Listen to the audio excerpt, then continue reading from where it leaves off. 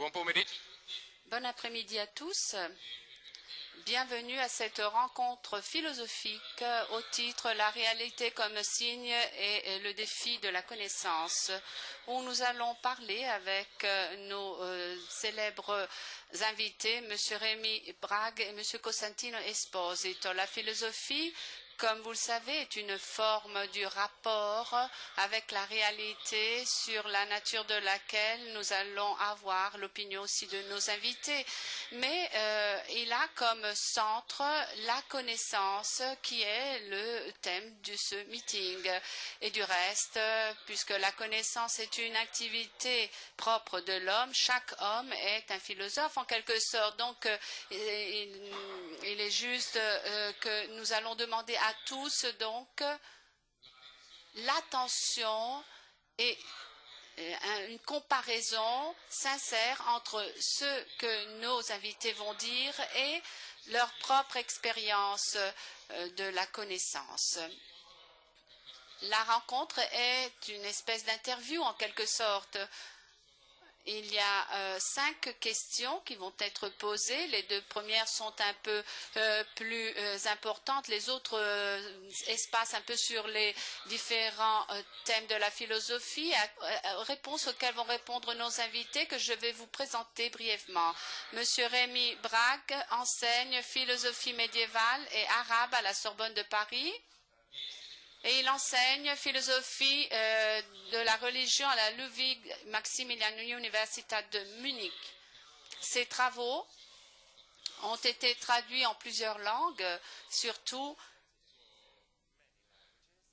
le travail qu'il a rendu connu au grand public, l'Europe, la voie romaine, traduit en italien comme il futuro dell'Occidente, où il introduit l'idée que l'Europe doit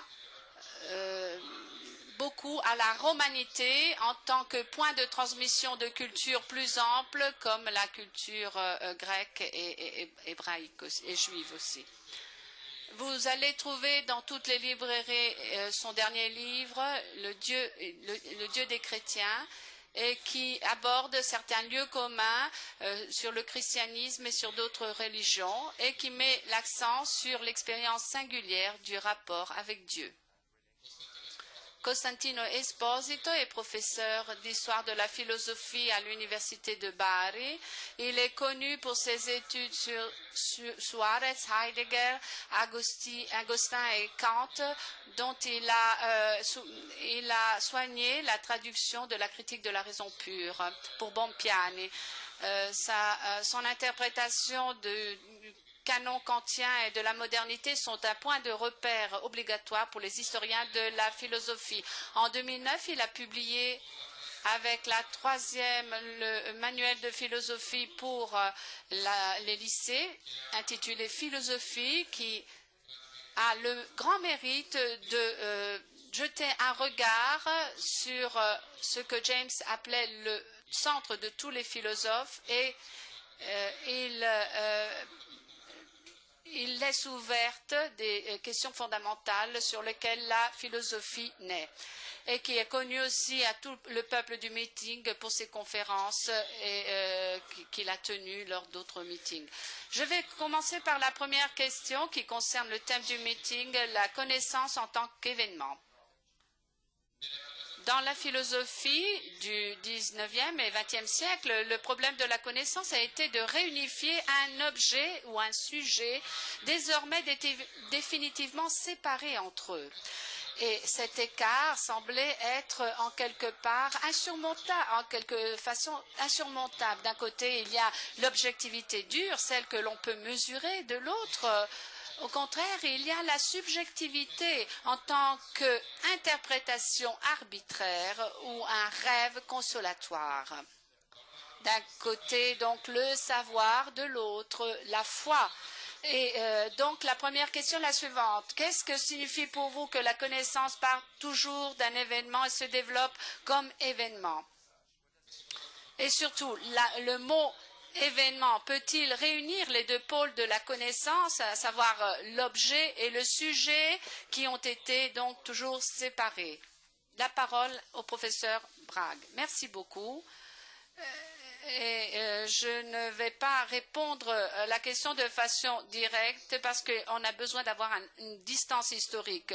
Je ne vais faire seulement 2 observations pour mettre au clair le contexte de la question et d'une réponse possible. Alors, la première, au XIXe siècle, la réflexion des philosophes et aussi de certains scientifiques sur leurs pratiques d'enquête scientifique est parvenue à un paradoxe, a abouti à un paradoxe. Aux années 40, un Français, Auguste Comte, avait déjà proposé comme règle générale que nous ne pouvons pas comprendre les phénomènes, mais seulement écrire les lois de ces phénomènes.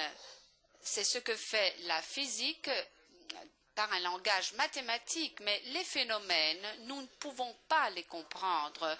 On pourrait le faire si seulement nous étions capables de connaître les causes, mais les causes restent et resteront inconnues.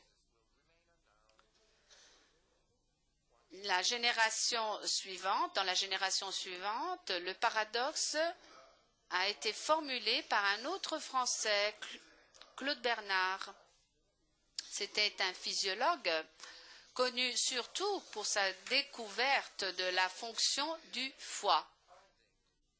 Il a écrit une introduction à l'étude de la médecine expérimentale.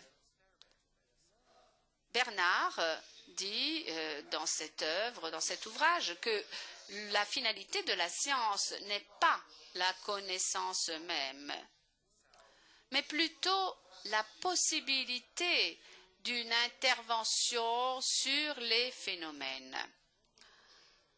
Quand nous connaissons les lois des phénomènes, eh bien, nous pouvons devenir leurs maîtres. Cependant, nous ne connaissons pas leur cause. La puissance humaine est plus étendue que la connaissance même. D'où cette phrase extraordinaire, à savoir, en français, l'homme peut plus qu'il ne sait.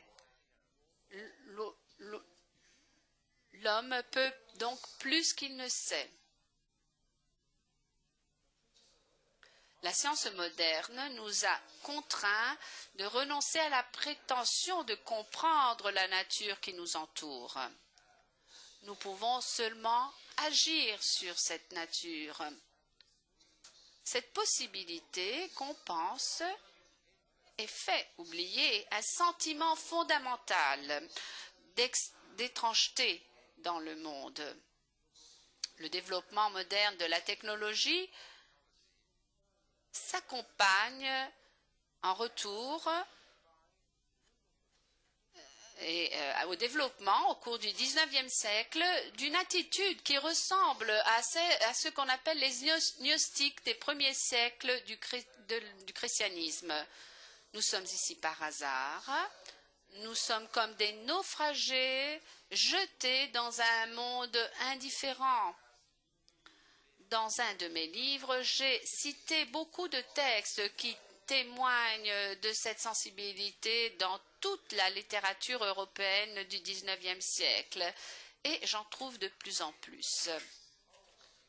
Deuxième observation, voilà, est la suivante. La philosophie allemande de la fin du XIXe siècle a voulu faire une distinction entre une science dure qui cherche les lois des phénomènes et l'histoire qui a affaire au contraire avec les événements qui ne se répètent pas, qui n'existent si ce n'est qu'une seule fois.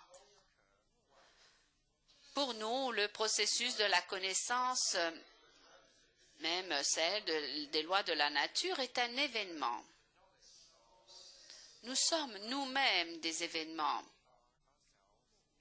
Nous vivons une vie qui ne reviendra plus, une vie dans laquelle chaque moment représente un fait unique. Dans notre vie, les phénomènes ne se répètent jamais. 2 battements de mon cœur ne seront jamais le même. Le deuxième est plus éloigné de ma naissance et plus proche à ma mort par rapport au premier. La connaissance qui correspond au caractère unique de son objet peut s'appeler expérience. Ce mot est dangereux. Malgré la ressemblance des mots, l'expérience n'a rien à faire avec l'expérimentation scientifique. Cette dernière décide de se passer de tout ce qui est irrépétible et de conserver seulement ce qui est permanent. Elle fait abstraction donc de la date, du lieu, de la personnalité, du scientifique, etc. Et en quelques mots, elle fait abstraction de tous les éléments dont on pourrait narrer l'histoire, mais qui résultent indifférents pour la loi générale et qui peuvent être oubliés. L'expérience fonctionne comme l'expérimentation, fonctionne comme une méthode de l'oubli, alors que l'expérience est une méthode de se rappeler. L'important, c'est être conscient de la différence entre expérience et expérimentation, parce que la tentation d'échanger l'une et l'autre est forte. À partir du XIXe siècle, on rencontre des conceptions de la vie considérées comme une expérimentation. Le philosophe anglais John Stuart Mill, dans son fameux essai sur la liberté, qui a été publié en 1859, dit que nous avons besoin d'expériences de vie, experiments of living. La recherche de ces expériences est devenue une véritable règle au cours du XIXe siècle. D'abord dans les cercles restreints des riches de la scapigliatura qui se considéraient comme des artistes, et maintenant par tous ceux que l'on appelle bobos, c'est-à-dire les bourgeois, les bohémiens. Si l'on veut dire que nous avons besoin d'un peu d'imagination, de créativité, alors c'est bien. Cette attitude peut s'expliquer historiquement et elle peut être justifiée comme une réaction contre la morale victorienne. Mais si l'on considère ces mots dans leur signification rigoureuse, eh bien l'expression est contradictoire. La vie est ce dont on ne peut pas faire une expérimentation. Je ne me réfère pas dans ce cas à la vie en tant que fait biologique, mais plutôt à la vie que nous conduisons. En termes grecs, pas à la zoé, mais au bios.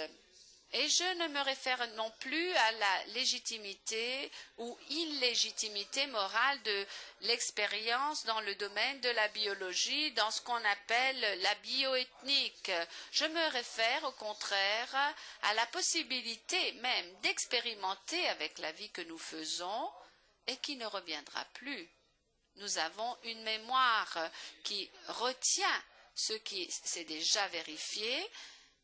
Et même le genre humain a une mémoire, ce que nous appelons l'histoire.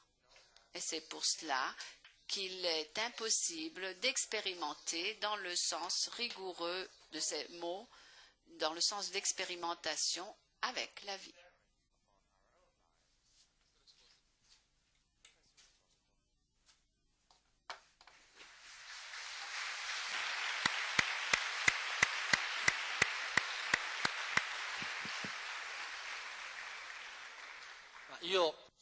Eh bien, personnellement, je suis facilitée par le fait que l'introduction ponctuelle et très précise de M. Rémi Braque en donnant la réponse qu'il a fournie. Et donc j'en profite simplement pour faire un petit pas en arrière, à savoir en vous disant, en extrême synthèse évidemment, que le problème de la connaissance que Giovanni Maddalene synthétisait au début, eh bien, je crois pour ma part qu'il dépend certainement de la façon habituelle d'approcher la question qui nous a été léguée par Kant.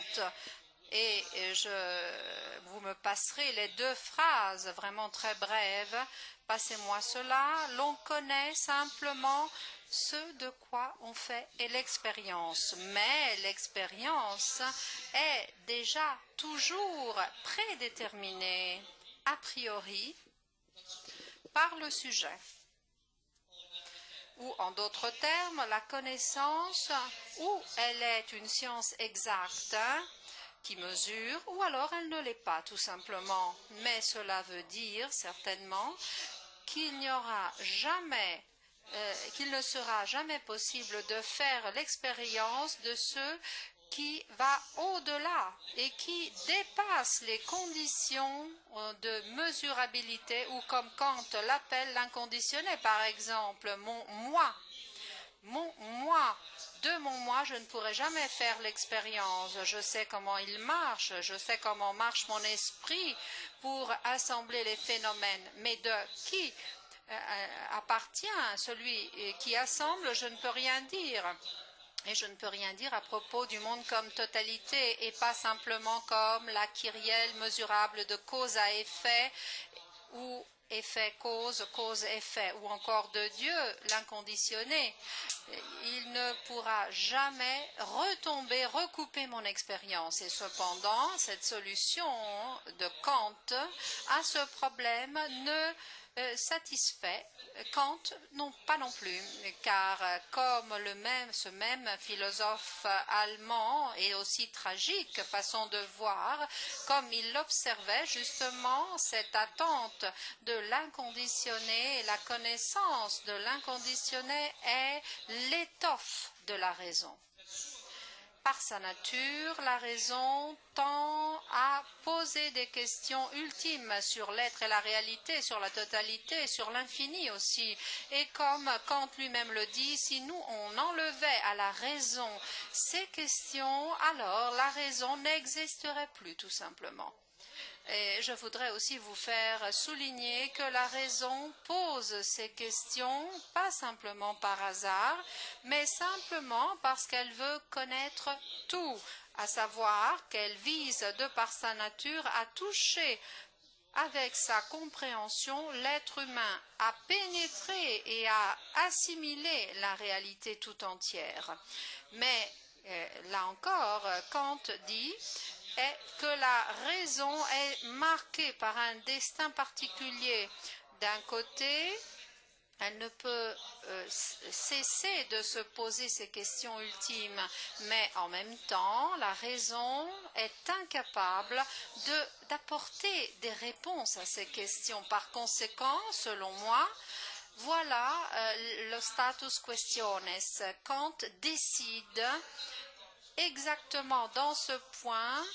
Kant propose son option, celle qui est historique jusqu'à nos jours, qui a fait époque. Une fois qu'on a déterminé la trajectoire de la raison, à savoir l'ouverture infinie de ces questions, et une fois qu'on a dit que la raison ne pourra jamais arriver à connaître son objectif, simplement parce que cet objectif ne se donne pas dans l'espace et dans le temps, alors à ce moment-là, cette trajectoire doit être en quelque sorte infléchie vers elle-même pour trouver non plus au dehors de la raison, mais au sein même de la raison comme une pure idée de la raison, ce que la raison, de façon illusoire, pensait pouvoir trouver comme quelque chose d'autre en dehors d'elle-même.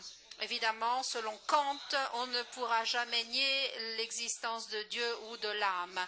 Et on ne peut pas l'affirmer non plus. Donc les deux chances, les deux possibilités, en quelque sorte, sont au dehors de notre portée. Cependant, Et ce que je tiens à souligner, ce n'est pas simplement la négation de l'infini et de la totalité, ce qui nous intéresse ici, mais le fait que l'infini est repensé par Kant comme un produit de la raison, à savoir comme ce que la raison même se donne, qui ne vient pas du dehors, mais c'est elle-même qui le produit. Donc l'objet ultime de la raison n'est pas, est rigoureusement présent en elle-même. Et quand Kant affirme au début de la critique de la raison pure que j'ai dû, et je cite, mettre de côté le savoir, la connaissance, pour laisser la place à la foi, eh bien, il entend dire que l'existence des objets inconditionnés, l'âme, le monde et Dieu, justement, n'est pas simplement vérifiable.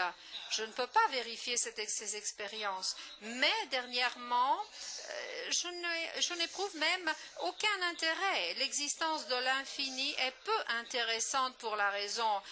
Et pourquoi? Car à la raison, on n'est pas intéressé par que l'inconditionné et l'infini soient quelque chose, mais qu'il doit être avant tout au sein de la raison même. Et sur la base de ce clivage, eh bien, le facteur événement dont on parle ici au meeting de la connaissance, à savoir, est pour ainsi dire brûlé. Dans le sens que l'événement de la réalité est contrôlé, maîtrisé a priori par les dispositifs de la raison comme raison pure, donc indépendamment de l'expérience. Rapidement aussi, je voudrais dire que aussi ceux qui ont essayé de s'opposer d'un point de vue plus réaliste, dans le sens un peu plus dogmatique à cette approche, eh bien, cela ne semble pas avoir donné une alternative convaincante. L'antikantisme, en quoi consiste-t-il? Cela veut dire que la réalité existe sans le moi. C'est un morceau du monde anonyme, neutre, sans aucun rapport avec le moi. C'est la réduction positiviste de la réalité.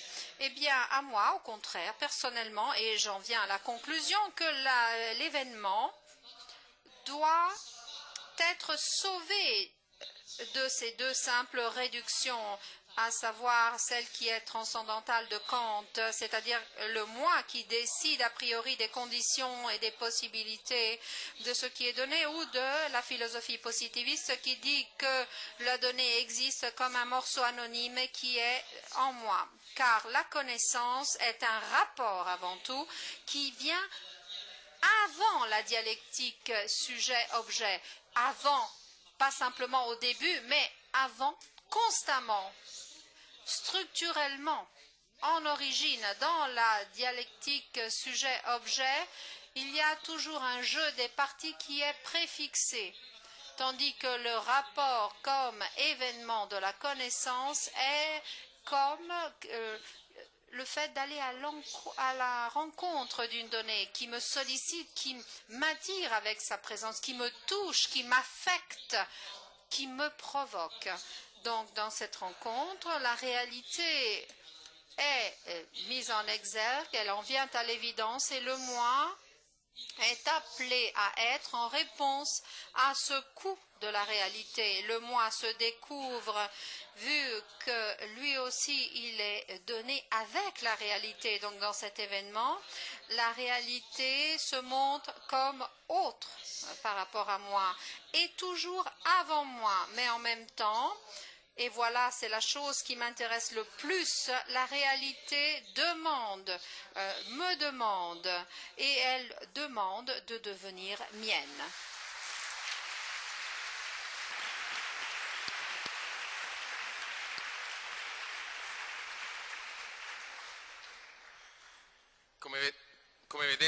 Comme vous le voyez, il s'agit vraiment d'une tâche très très astreignante, mais cela en vaut la peine. Deux précisions sur l'expérience et aussi sur le canon kantien sont décisives pour comprendre ce que veut dire notre expérience de la connaissance. Encore sur la connaissance. Aujourd'hui, la mentalité commune de la philosophie, celle plus en vogue, est celle qu'on appelle naturaliste, entre guillemets. Naturaliste veut dire, pour le dire de façon synthétique, penser que le monde est fermé, refermé en lui-même. Et cela est affirmé par toutes les issues, les résultats des philosophies de toutes souches, analytiques ou encore d'autres philosophies, justement pour être très bref. Cette mentalité naturaliste semble avoir deux éléments moteurs. D'un côté, l'empirisme de type positiviste dont parlait M. Rémy Braque tout à l'heure. De l'autre, l'évolutionnisme. Nous nous trouvons dans une année d'anniversaire, comme vous le savez. Et dans cette vision naturaliste, ce que l'on perd est le fait que la rencontre de la connaissance avec la réalité est une dimension de signe. Et d'autre côté, qui voudrait récupérer cette dimension plus métaphysique, si vous le voulez, et historique, est immédiatement opposé à la tendance scientifique. Par conséquent, comment retrouver et si retrouver cette dimension de signe, entre guillemets, de marque? Et au sein de cet empirisme et évolutionnisme, est-ce qu'il y a la possibilité de parler de signe ou de la réalité entendue dans ce sens-là? Là aussi, Costantino va commencer. Je suis pris au dépourvu. Eh bien, je dirais une chose. Quel est le défi du naturalisme qui semble être la grande mentalité commune dans tous les secteurs, qui est une tendance qui traverse tous les secteurs de la recherche philosophique? Tout est explicable en tant que réalité naturelle. Et cela, pour moi, comporte deux problèmes. Le premier, eh bien, cette question, est-ce qu'il est possible de délimiter ou de préciser encore les dimensions de ce tout? Tout est explicable en tant que réalité naturelle. Nous savons parfaitement que pour un naturalisme convaincu de notre temps, naturalisme ne veut pas dire nécessairement matérialisme.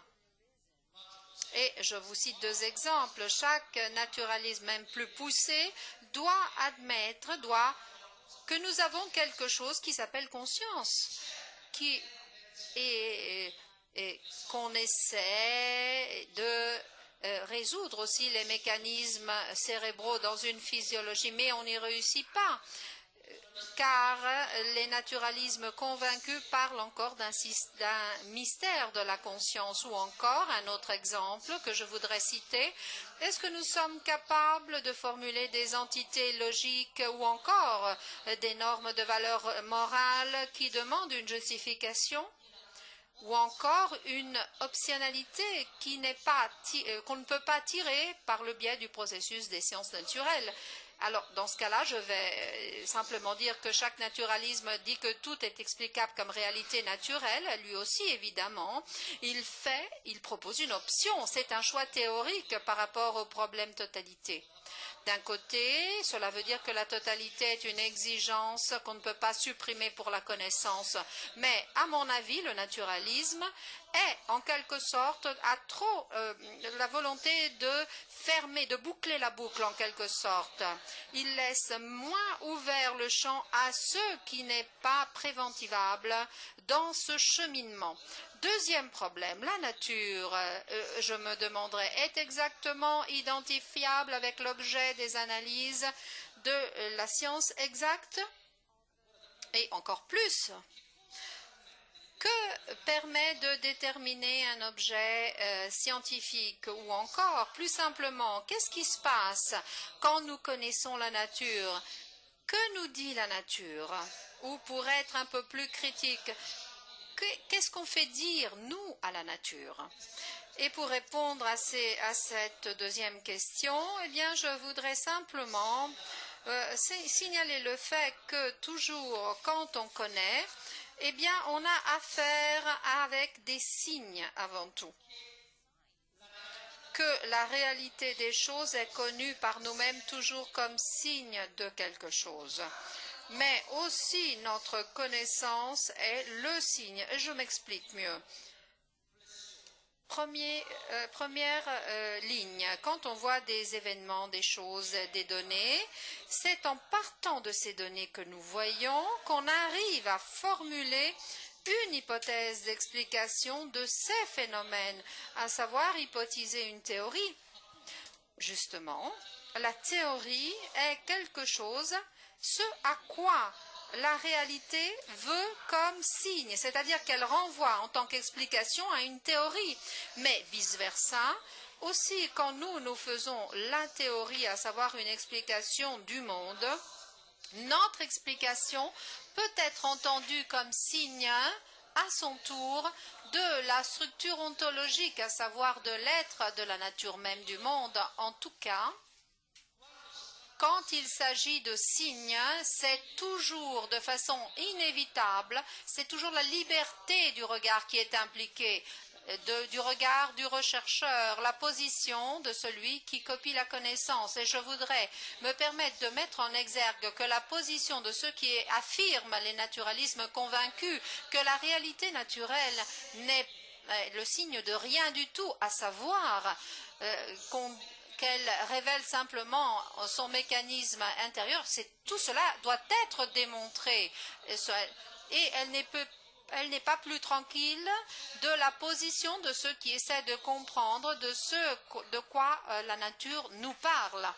Et je voudrais aussi faire une intervention très brève encore. Quand on parle de signe, eh bien, on pourrait se demander, le signe, est-ce que c'est simplement une dimension ultérieure, transcendantale par rapport à la nature et à sa connaissance, ou alors elle peut être retrouvée dans la science aussi?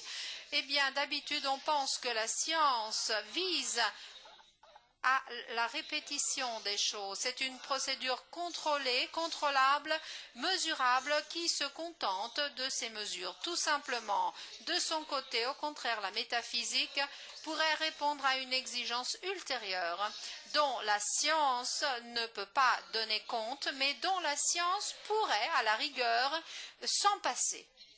Et en effet, il me semble que beaucoup de philosophie contemporaine a essayé de résoudre le problème en différenciant la science naturelle métaphysique et en essayant ensuite de jeter des passerelles, des ponts. Mais essayons de vérifier le contraire.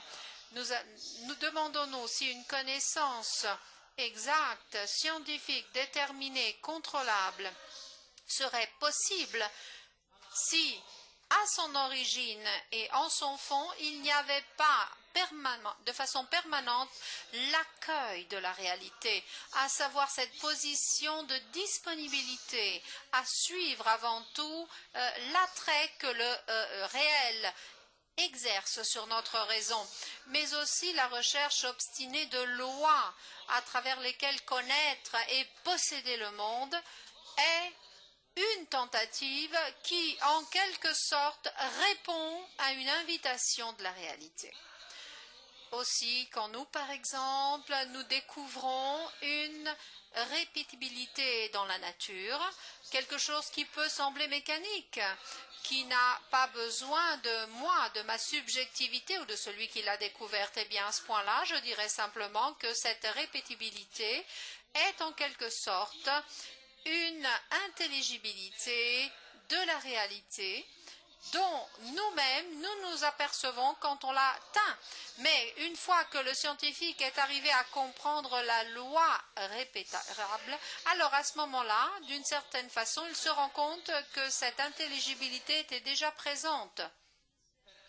Car afin qu'il pouvait justement la découvrir par la suite.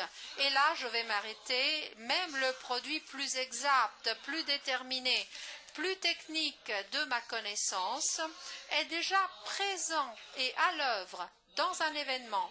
L'événement d'une rencontre, selon la très belle phrase de Don Giussane et que Carmen Di Martin a rappelé l'autre jour, une rencontre entre une énergie humaine d'un côté et une présence. Voilà ce qui représente la véritable méthode de la connaissance, donc un chemin où se déroule mon rapport avec la réalité, qui peut avoir des inflexions et des applications très différentes les unes des autres, mais aussi des modalités qui sont tout à fait opposées, mais qui en quelque sorte se trouvent au sein de cette aventure fondamentale de la découverte. Donc le tout, la totalité, l'infini, qui est le terme ultime de nos questions, n'est pas simplement quelque chose qui va au-delà de l'expérience, mais au sein même de l'expérience, en son fort intérieur. Et en quelque sorte, il en représente le secret et l'élément moteur.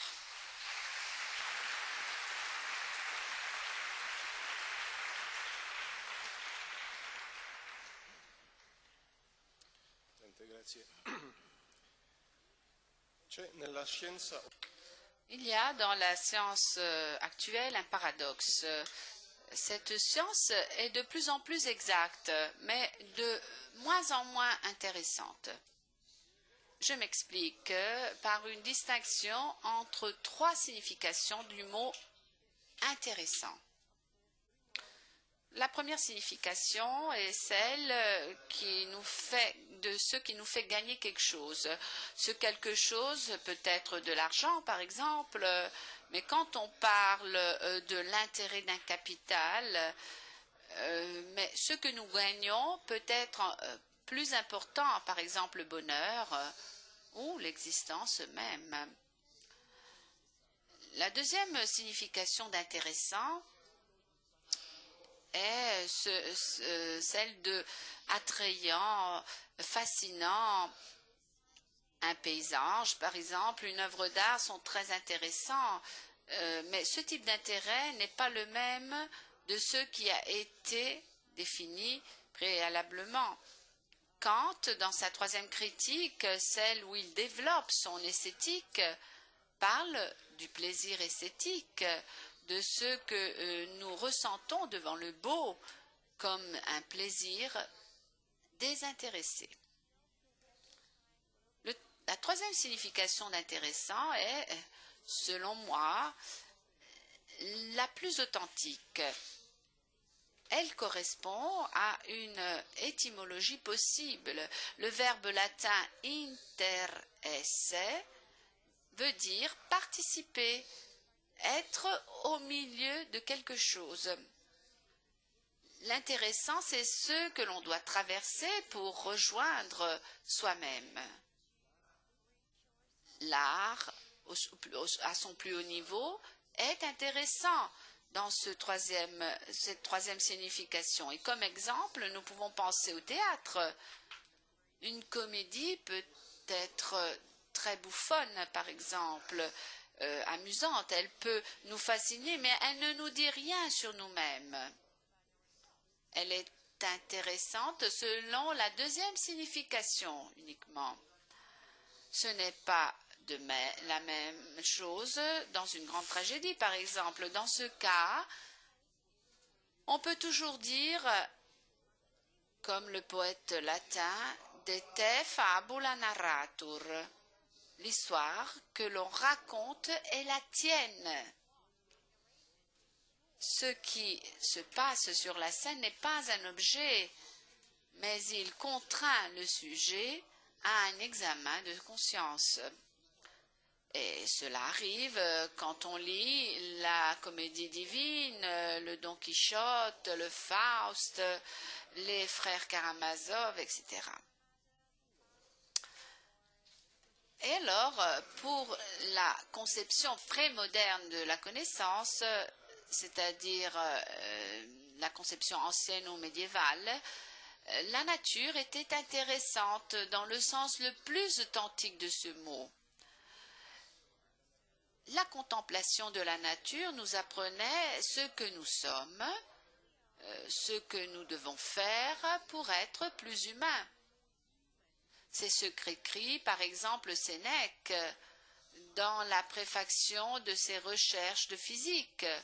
L'étude de l'astronomie, écrit le philosophe latin, permet à l'âme humaine de découvrir son véritable lieu d'origine dans les corps célestes. D'autres disaient comme le timéo-platonien, nous devons imiter l'ordre splendide des phénomènes célestes pour mettre de l'ordre, nous aussi, dans nos existences. Cette conception est irrémédiablement révolue. Et ce qui reste, c'est l'homme moderne devant un grand paradoxe, le paradoxe dont je vous parlais tout à l'heure, la connaissance de la nature que lui fournit la science moderne est 1000 fois plus vraie et 1000 fois plus efficace de celle de l'époque prémoderne, mais elle n'est pas du tout plus intéressante dans le sens dont je viens de vous dire. La science moderne, alliée à la technologie qu'elle rend possible, est rentable au plus haut niveau. Et pour cela, elle est intéressante selon la première signification. Un exemple. La vaccination à laquelle beaucoup d'entre vous dans cet auditorium doivent la vie même, eh bien cette connaissance scientifique est même fascinante, incroyablement fascinante. Donc elle est intéressante selon la deuxième signification. Pensons aux espaces infiniment grands ou infiniment petits, à tout ce que nous montre le télescope ou le microscope, pour ne pas parler même d'outils beaucoup plus précis. Cependant, cette connaissance n'est pas intéressante selon la troisième signification. Et pensons au cas le plus difficile, c'est-à-dire les découvertes concernant l'homme, par exemple celle de la paléontologie ou de la préhistoire. Yves Coppens, le grand spécialiste français de la paléontologie humaine. Tout cela, bien sûr, est fascinant, mais cela ne nous dit rien sur les problèmes que nous avons et auxquels nous devons faire face dans la vie. Cela ne nous dit rien de ce qu'on appelle le sens de la vie, de l'existence. Tout simplement, même s'il nous dit beaucoup de choses sur l'homme en tant qu'espèce vivante, il ne dit rien sur ce que dit moi. Il ne dit rien, cette connaissance ne dit rien sur ce que moi je devrais faire. Devant ce problème, il y a deux tentations opposées. Premièrement, nous pouvons conserver la science et oublier le désir de comprendre. Nous pouvons faire comme si l'homme pouvait vivre sans avoir cette envie de sens. Alors, la science doit être la seule source de vérité, le seul lieu de vérité. Et cette thèse n'est pas soutenue par la science, attention, qui ne dit rien de soi.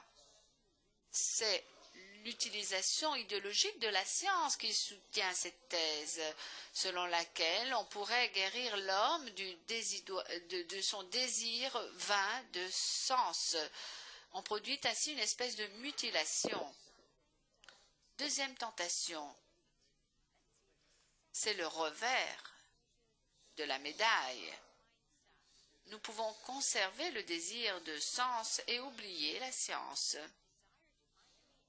Nous pouvons risquer de revenir à une vision prémoderne du monde, dépassée dans le domaine de la science, mais qui jusqu'à présent est présente dans le domaine du mythe. Et alors on produit une espèce de schizophrénie.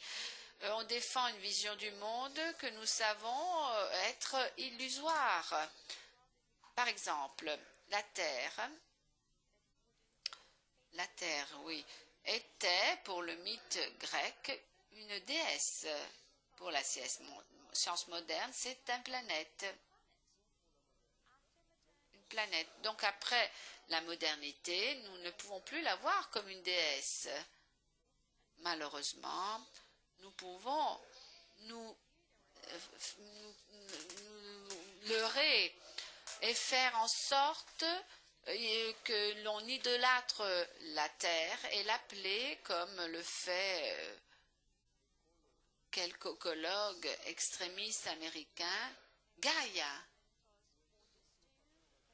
C'est ce que faisait déjà Auguste Comte, dont je vous ai parlé tout à l'heure. À la fin de sa vie, il appelait la terre le grand fétiche. La troisième voie serait une conciliation entre la connaissance scientifique de l'univers et l'intérêt vital. Et cette conciliation, on pourrait la rechercher dans le domaine de la foi. Il semble intéressant que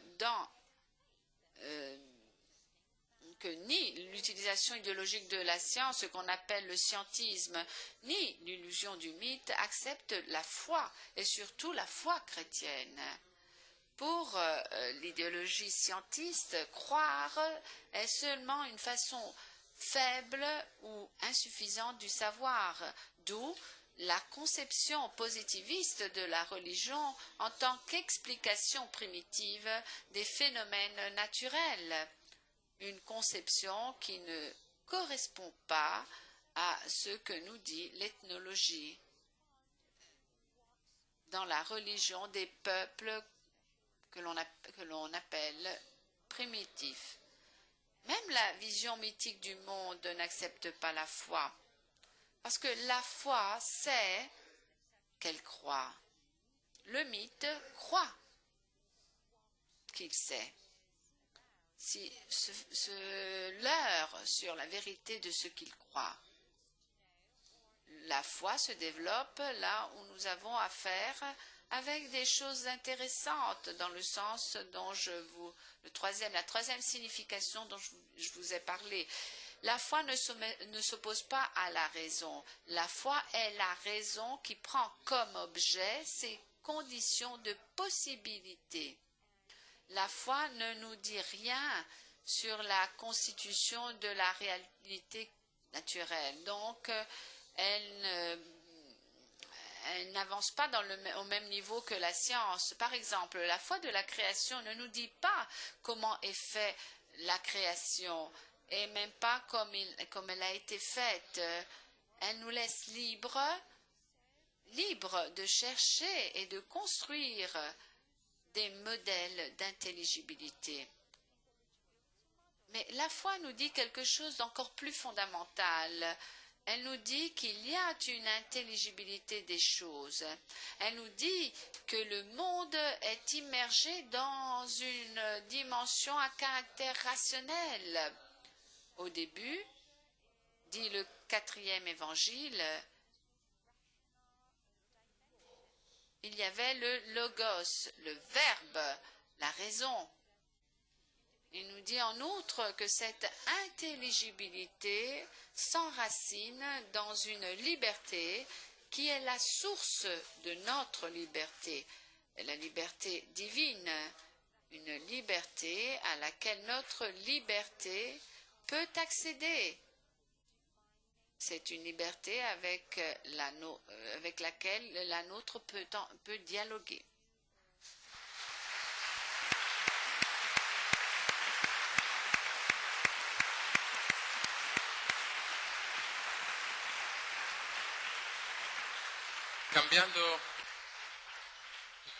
En changeant de sujet, et plus brièvement à propos de liberté toujours, Pier Paolo Pasolini disait il y a 35 ans que c'est affirmer une version ultime du pouvoir, manipulateur du désir, un pouvoir unique dans le monde entier. Un pouvoir qui prédétermine la connaissance, prédétermine le désir. Donc, il nous dit ce que nous devons désirer, nous devons penser. Dans cette vision apocalyptique dans laquelle il écrivait expressément « pouvoir » avec un P majuscule, l'Église n'est plus nécessaire. Est-ce que vous êtes d'accord sur cette définition de pouvoir et en quoi pensez-vous que consiste la possibilité de liberté pour l'être humain?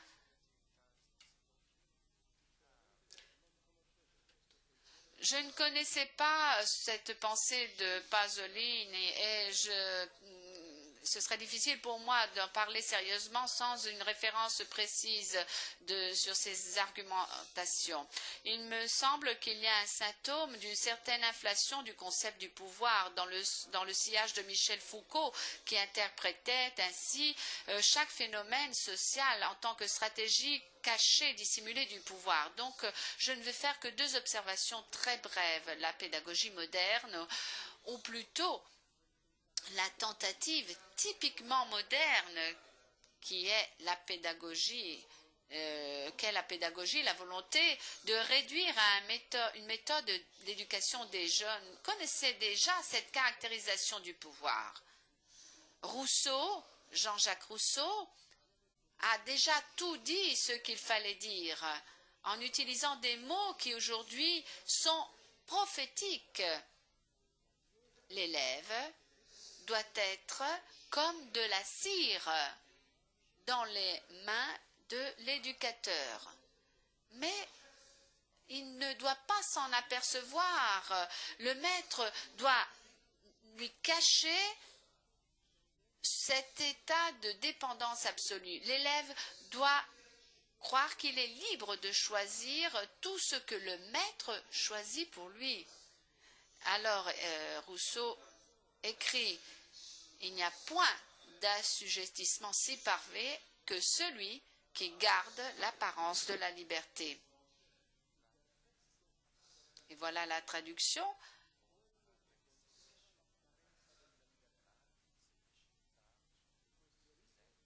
Ces lignes, le philosophe de Genève les écrivait en 1762. Depuis, nous avons connu la propagande politique, la manipulation des masses par l'idéologie, le bombardement médiatique et j'en passe.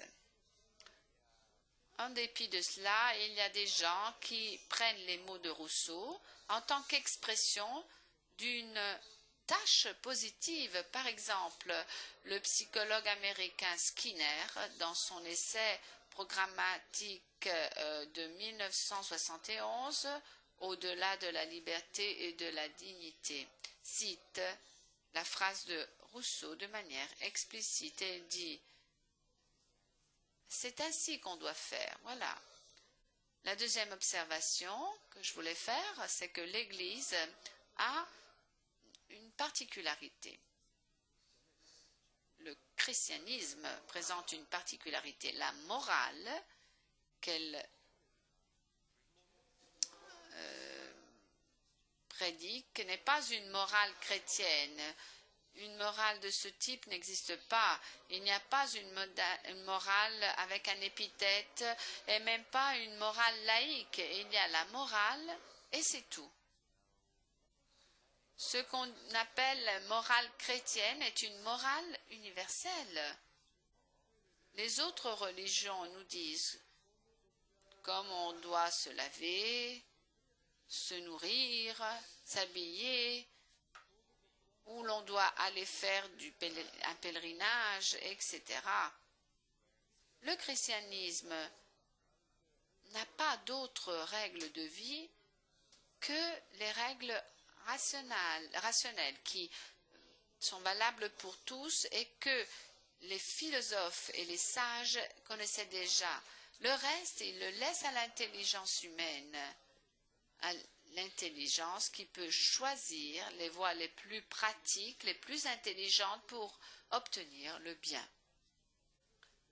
Il serait important de reproposer cette dimension fondamentale du christianisme, celle de la confiance accordée à la liberté humaine, le christianisme de l'ouverture infinie dans le domaine de la possibilité, la confiance dans l'imagination. C'est le christianisme de François d'Assise, de Thomas More, de Filippo Neri, des grands architectes du baroque, de Antonio Gaudí, de Claudel, de Chesterton et de beaucoup d'autres personnes encore.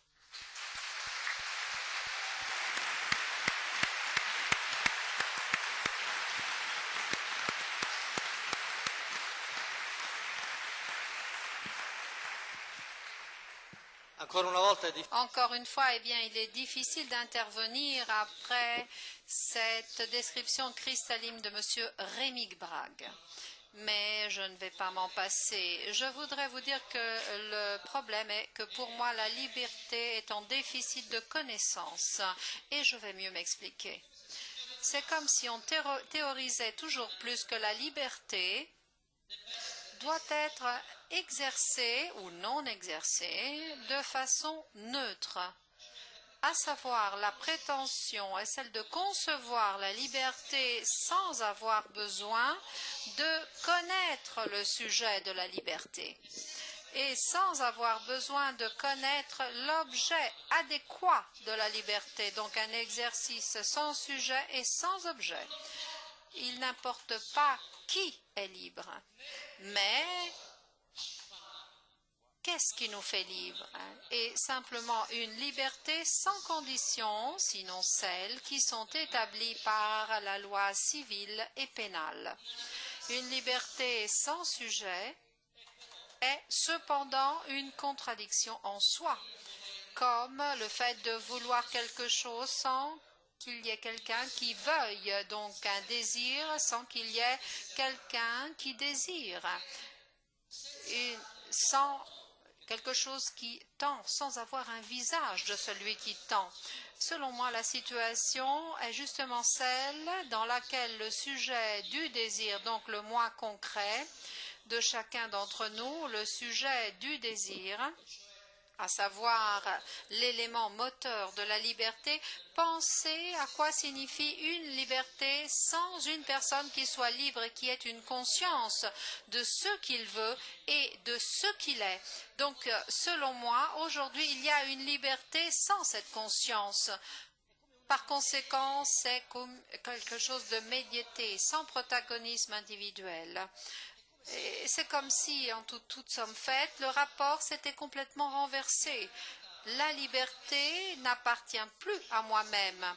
Elle n'est plus mon risque, le risque du moi, mais au contraire, mon moi, le sujet, est le produit d'une liberté impersonnelle.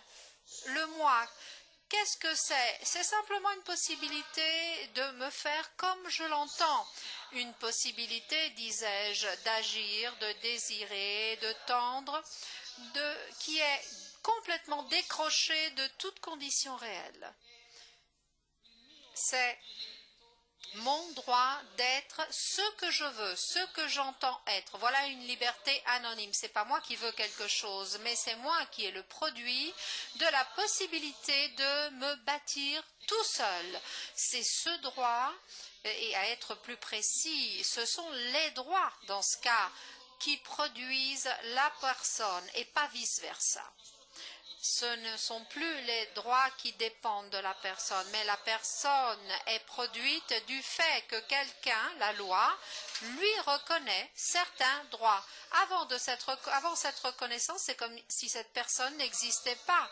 Et ce manque paradoxal du sujet de la liberté nous amène, en tant que résultat politique, à une syndicalisation des droits, à savoir la possibilité tendanciellement absolue de faire ce que l'on veut ou mieux, à bâtir soi-même selon la seule mesure de son propre vouloir.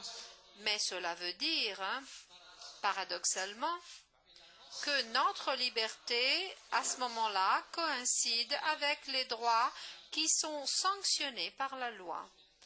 Comme le cas de l'euthanasie, le débat nous le démontre. Donc, paradoxalement, l'emphatisation suprême de l'autodétermination, le fait que moi, je dois décider qui suis-je, et je dois avoir la reconnaissance de cette faculté qui est la mienne, nous amène à un renversement du problème et à faire dépendre mon moi, mon visage, de ce que la loi me reconnaît et me permet d'être l'Église maintenant.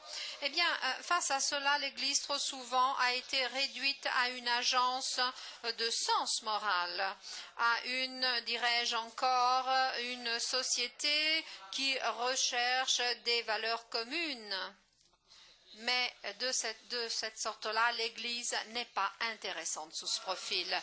Quand l'Église est vraiment intéressante, c'est quand elle dit, et il y a des cas où c'est la seule à le dire vis-à-vis de toutes les autres agences de signification, qu'un moi est libre seulement quand il est certain d'une paternité, seulement comme il se reconnaît comme fils. Et ce n'est pas une phrase rhétorique, croyez-moi, simplement comme il se reconnaît comme voulu et aimé pour lui-même, tout simplement. Il serait une illusion que de penser que l'Église pourrait devenir centrale dans notre société pour le support à donner aux valeurs civiles. Cela serait un christianisme sans Christ. Sa force contre le pouvoir, et je suis d'accord avec M. Rémy Brague, car ce mot est trop inflationné, ce mot pouvoir, pouvoir. Mais en même temps, le pouvoir est toujours plus ancré en nous, dans le mécanisme et les rouages de nos désirs individuels. Et donc la force de l'Église contre cette tendance réside dans l'affirmation que le point d'Archimède de la réalité tout entière est le moi, à savoir la réalité la plus indéfendue, mais aussi certainement la plus importante et la plus imposante, car c'est le point dans lequel on affirme la signification. En d'autres termes, et j'en arrive à la conclusion sans le moi, et je crois pour ma part qu'il s'agit là d'une proposition intéressante de l'Église. Sans le moi de chacun de nous et sans notre reconnaissance personnelle, c'est notre liberté. À ce moment-là, le monde ne serait pas la même chose. Moi, je ne suis pas le spectateur, au contraire. C'est comme si la réalité m'attendait pour devenir elle-même. Et cela, pas pour ainsi dire, le pouvoir dont parlait Pasolini essaiera toujours de faire résulter tendanciellement non décisif ou même superflu ou inutile mon moi, c'est-à-dire ma recherche de la signification ultime et infinie, qui peut être simplement la mienne. Personne ne peut me remplacer, à moins qu'on le concède en revêtant un des rôles dans le jeu du pouvoir même, s'il s'agissait du rôle de celui qui refuse l'ordre constitué pour tradition.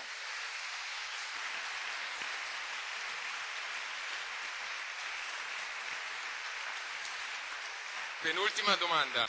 Avant-dernière question. Après la liberté, passons à l'éthique. L'éthique est invoquée par tous comme la panacée de tous les maux, la grande solution de la crise économique à la coexistence pacifique entre différentes cultures. On ne peut pas faire semblant que le problème n'est pas sérieux, mais il en est ainsi. La solution, c'est l'éthique. Est-ce qu'il y a des alternatives dans ce cas ? Eh bien, selon moi, et je le dis très rapidement, eh bien, l'éthique n'est pas la solution, mais c'est une condition nécessaire, mais pas suffisante pour la solution du problème humain. Et si les deux choses se confondent, condition et solution, l'éthique devient de façon inévitable moralisme. Qu'est-ce que j'entends dire en utilisant le terme « la solution du problème humain » ? La solution est l'achèvement du moi, à savoir, déjà de façon aristotélique, et puis chrétien aussi du terme. Cela veut dire que rien du moi doit être perdu, mais tout doit être englobé, embrassé, même la contradiction, l'incohérence, mais aussi le mal. Et pas simplement dans le sens eschatologique à la fin des temps, mais comme jugement présent. Pour cela, il me semble que la solution n'est pas la cohérence ou le fait de ne pas être repris ou encore de façon existentiellement assez difficile à admettre. Mais la solution n'est pas que nous ne pouvons plus réussir à faire du mal. Non, mais aussi notre mal, notre erreur, notre faute pourra être un petit pas dans le cheminement, une occasion pour renouer le rapport qui nous fait être, à savoir le rapport avec l'être humain, le moi. Tout d'abord, le moi des autres, du monde entier, comme une donation, comme un don, comme quelque chose de gratuit. Moi aussi, je choisis un mot décisif. Tout est dans le mot, dans l'accent avec lequel on prononce gratuité, car c'est le mot le plus gratuit était le plus important pour une morale qui n'est pas résolue de façon éthique. Dans notre langue, en effet, ce qui est gratuit peut signifier ce qui est sans raison, gratuit, absurde, immotivé. Mais cela peut signifier aussi ce qui nous est donné de façon gratuite, par grâce, entre guillemets, à savoir par le biais d'un don amoureux. Par exemple, aussi un don naturel. Le point le plus important, le point plus controversé, où toute l'éthique tombe, est si elle permet de découvrir cette gratuité au cœur de la loi, ou si elle pense la loi encore comme alternative à cette gratuité.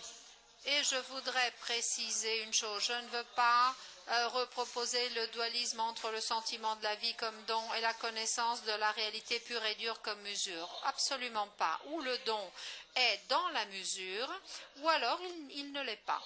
Ou le don se rend présent, à savoir opérationnel, comme critère de justification de la norme morale, ou encore il s'agit d'un appel à vide qui nous ennuie et qui ne change rien à notre moralité. Voilà pourquoi la morale se greffe sur la dynamique de la connaissance. Et revenons au thème du meeting, le don n'est pas une autoconviction, une émotion ou encore un leurre sentimental avec lequel s'en sortir de la dureté de la vie ou encore court-circuiter l'injustice individuelle ou sociale. Mais c'est une logique de tout rapport et cela a été rappelé de façon exceptionnelle par Benoît XVI avec l'encyclique Caristas in Veritas. Et cela à partir de ce rapport déterminant et qui détermine tous les autres, qui est le rapport à moi-même. Où le don, eh bien, on le comprend dans le rapport avec moi-même, à moi-même, ou alors on ne le comprend pas. Et dans quel sens il est dénué de connaissances? Eh bien, tout dépend de comment est-ce qu'on se connaît. Si moi, je me suis donné à moi-même, ou encore si je suis le produit de mes capacités. Dans le premier cas, par exemple, eh bien, moi, je reconnais en moi quelque chose d'objectif. À qui je dois donner un visage, de l'espace, une dignité importante, mais aussi à la réussite ou non-réussite de mes performances. Dans le deuxième cas, le moi comme produit, eh bien dans ce cas, je suis le résultat, l'issue du rouage biologique naturel ou du système culturel. Et mon individualité reste irrationnelle, immotivée, dernièrement vaine, inutile. Donc pour cela, comme dernière phrase, je voudrais dire que selon moi, il serait vraiment intéressant que de pouvoir reconcevoir le lien entre la morale d'un côté et la satisfaction, à savoir concevoir une éthique pas simplement contre le désir du moi, mais une éthique du désir avant tout, à condition, évidemment, qu'on ne bloque pas la dynamique et l'évolution du désir, mais de l'entendre, de la comprendre comme le fait de suivre l'attrait du réel et de trouver dans cet attrait la vraie universalité de la loi morale.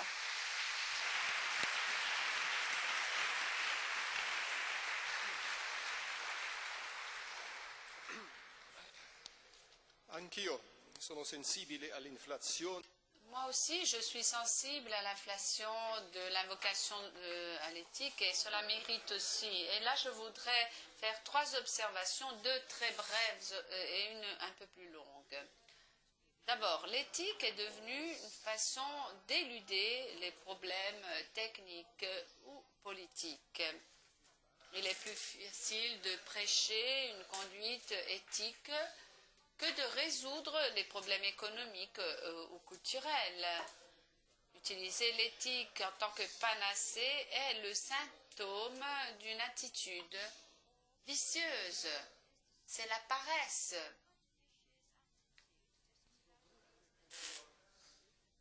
Qui devrait se comporter éthiquement n'est jamais celui qui prêche la morale. C'est toujours l'autre qui doit le faire.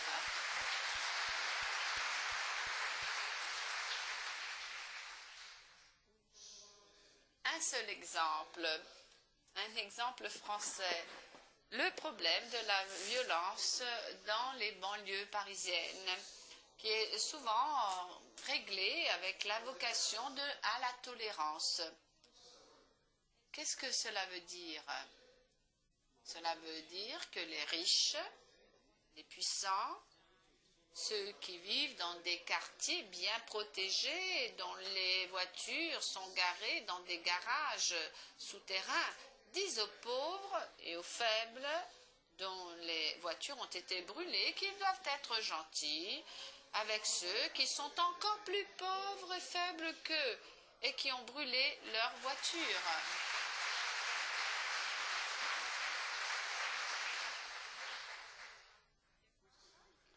Ces deux premières observations montrent le caractère immoral de certaines invocations à l'éthique. La troisième est d'une importance majeure. Cette surévaluation de l'éthique est un phénomène historique qui remonte à il y a plusieurs siècles. Nombreux sont ceux qui disent « il suffit qu'il y ait une éthique croyable et des policiers qui fassent bien leur travail, eh bien si on a cela, on n'a pas besoin d'une métaphysique et encore moins d'une métaphysique pour le peuple, à savoir d'une religion. On pense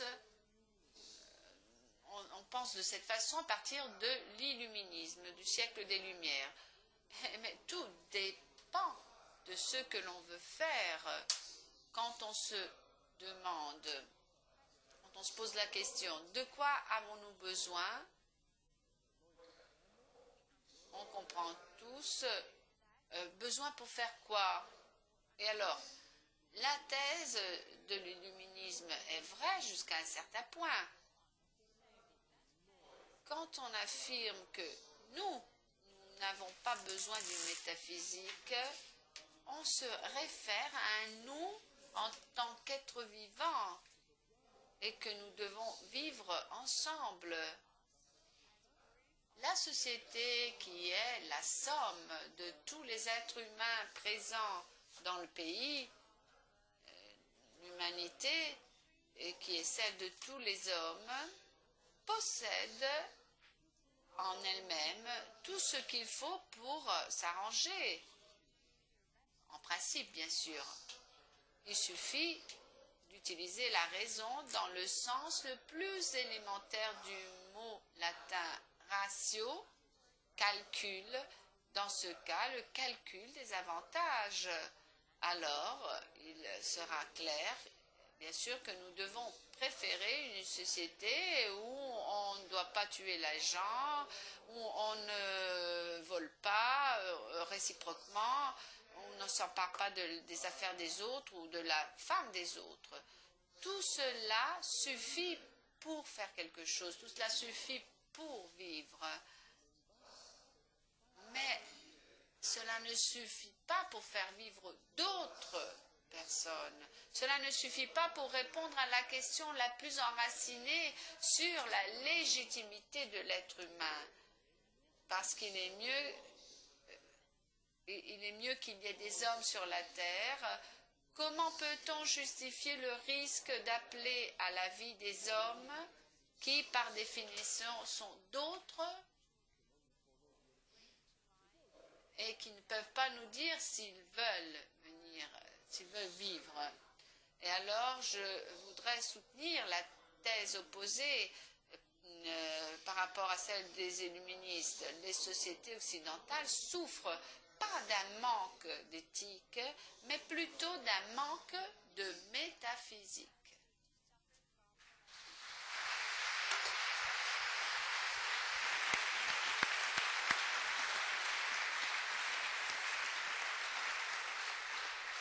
Ultima domanda.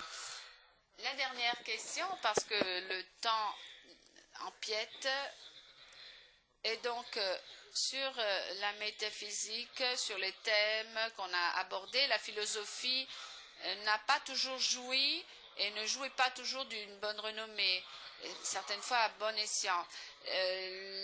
La question qu'on se pose, qu'est-ce que fait un philosophe, sur quoi il fait sa recherche, qu'est-ce qu'il découvre? On l'entend très souvent cette question. Quels sont les thèmes urgents que la philosophie doit aborder et quels sont les outils dont elle doit se servir? La réponse que je vais vous donner est plutôt partielle. La philosophie doit accepter ces critiques qui sont aussi vieilles comme la philosophie même, aussi vieilles que la philosophie même. Elle doit résister donc aux tentations de se passer pour une science, par exemple dans l'utilisation de symboles logiques où ils ne sont pas nécessaires. Pour tous les problèmes normaux, pour tous les problèmes normaux, il y a des spécialistes. Pour les problèmes aux dents, par exemple, il y a un dentiste. Pour les problèmes avec la voiture, il y a un mécanicien. Pour le problème avec le siphon, eh bien, il y a le plombier et ainsi de suite. Mais il y a aussi des problèmes qui touchent tout le monde parce qu'ils touchent tout. Et pour cela, il n'y a pas de spécialiste. Et le philosophe est le spécialiste des questions pour lesquelles il n'y a pas de spécialiste.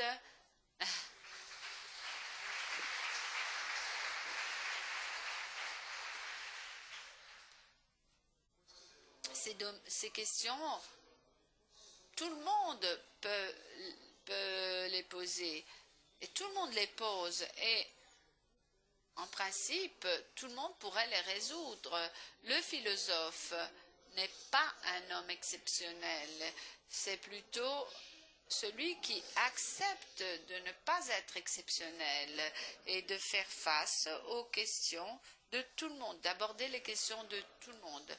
La matière première de la philosophie est faite de dispositions affectives. Je ne sais pas comment on dit cela en italien, mais cela serait moins difficile en français. Si je présentais ma relation en allemand, j'utiliserais le mot Stimmung, qui ne se traduit pas facilement. Les Stimmungen sont l'angoisse, l'ennui, l'inquiétude, l'admiration, la joie, etc. On ne pourrait pas faire de philosophie sans ces dispositions. Et pourquoi? Parce que celles-ci nous posent devant à tout ce qui existe et en même temps au mystère de notre présence dans le monde. Quand je suis content, joyeux, eh bien, je dis que tout va bien. Tout va bien. Cela est très profond comme mot. Je ne veux pas dire dans les étoiles les plus éloignées quand je dis ça. Tout, la totalité de ma présence dans le monde m'apparaît sous une lumière positive. La même chose, on pourrait le dire pour l'ennui, et ainsi de suite. Et donc, s'il n'y avait pas des Stimmungen, il n'y aurait pas de philosophie. Les hommes se contenteraient du savoir empirique, scientifique des choses. La raison de la philosophie est très utile, mais ce n'est qu'un outil pour essayer de résoudre les questions qui arrivent des Stimmungen. La philosophie ajoute un peu de clarté Ce n'est pas l'intelligence, la qualité la plus majeure du philosophe. C'est sûr que ce serait mieux d'être intelligent, mais on peut dire la même chose pour tous les domaines de l'action humaine. Un dentiste intelligent, bien sûr, est meilleur qu'un dentiste stupide. Cela va de soi. La qualité principale du philosophe est la capacité de vivre dans l'angoisse et de la transformer en exigence de clarté. On ne doit pas s'attendre de la philosophie plus que ce qu'elle nous propose, c'est-à-dire un peu de clarté, justement. Mais non plus, la philosophie ne doit pas faire des promesses qu'elle ne peut pas maintenir. Toutes les fois qu'elle le fait, elle s'expose à décevoir les gens. La philosophie n'a pas ne propose pas de sauver. Depuis quelques années, on a observé que pour les anciens Grecs et Romains, la philosophie était avant tout une façon de vivre et seulement au deuxième niveau, un savoir. C'est un grand studieux français, Pierre Hadot, qui a dit cela. Peut-être a-t-on exagéré quelque peu, mais au fond, cela est vrai. Aujourd'hui, il y a des auteurs qui proposent des méthodes pour être heureux. Il se peut que cela soit ridicule, mais c'est quand même légitime. Il y a même quelque chose de pire. Il y a des gens qui présentent ces méthodes pour être heureux, donc, comme une véritable philosophie. La philosophie, donc, serait une espèce de ce que les Américains appellent self-help. Tout cela me semble une véritable tromperie. La philosophie n'a ni la faculté ni le droit de promettre de se sauver parce qu'elle n'en a pas les moyens et même pas l'éthique peut le faire. Hegel disait, c'est philosophe allemand Hegel, disait que quand on souffre d'une mauvaise digestion, il n'y a pas de possibilité de se soigner en étudiant la chimique. Et j'ajouterais plus, spécialement à l'éthique, il est interdit de promettre le salut. Kant l'a dit très clairement cela. Kant disait que la moralité, la conduite morale, où l'on fait du bien, parce que on fait le bien et seulement parce qu'on fait le bien, eh bien la moralité ne peut pas garantir le bonheur. La seule chose qu'elle peut obtenir, c'est faire en sorte que l'homme devienne digne du bonheur. Mais le bonheur, elle ne peut pas la produire.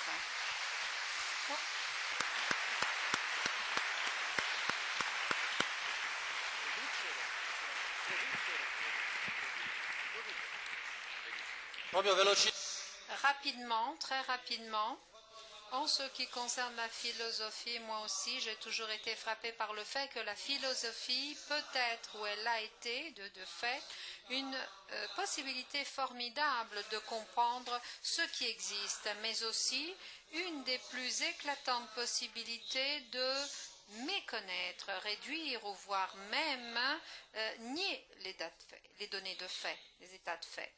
Et donc là, je voudrais dire que selon ma sensibilité, je ne prétends pas dire ce dont devrait s'occuper la philosophie aujourd'hui. Je ne me le permettrai jamais.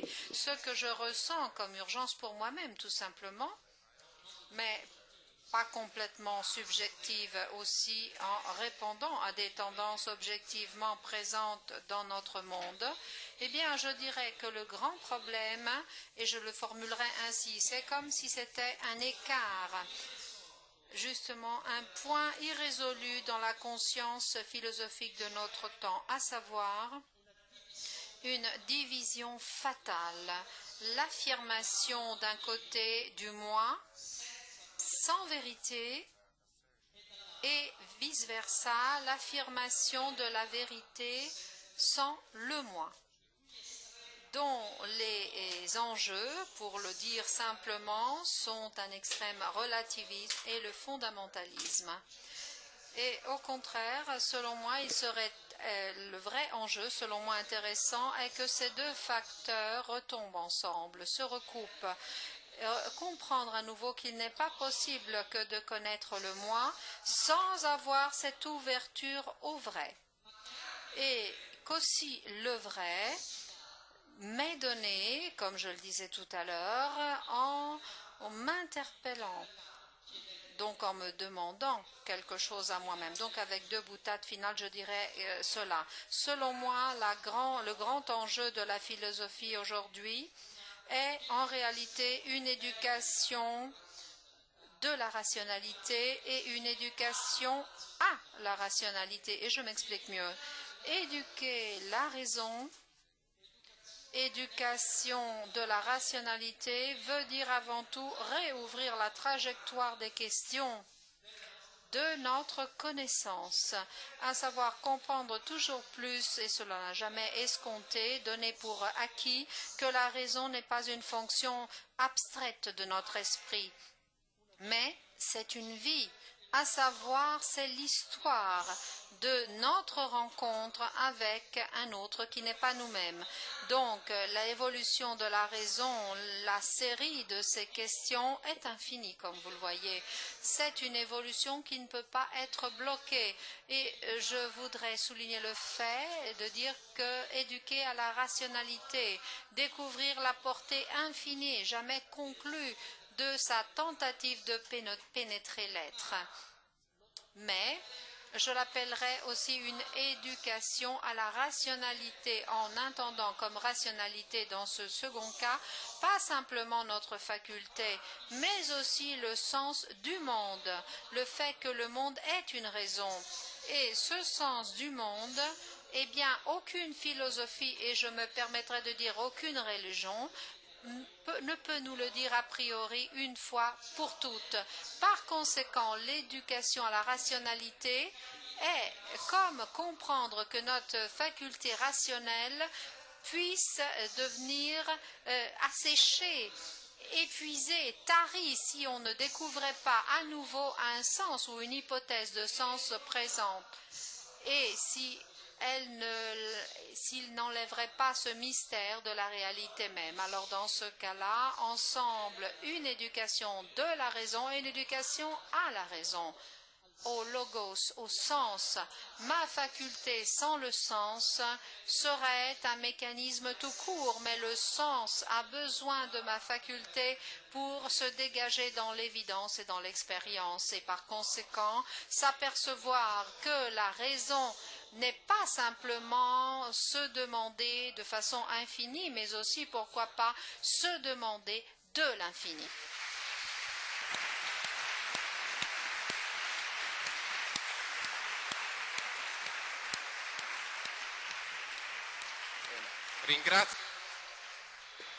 Je remercie au nom de tous nos invités, M. Esposito et M. Brague. Je vous remercie tous pour le travail qui a été fait.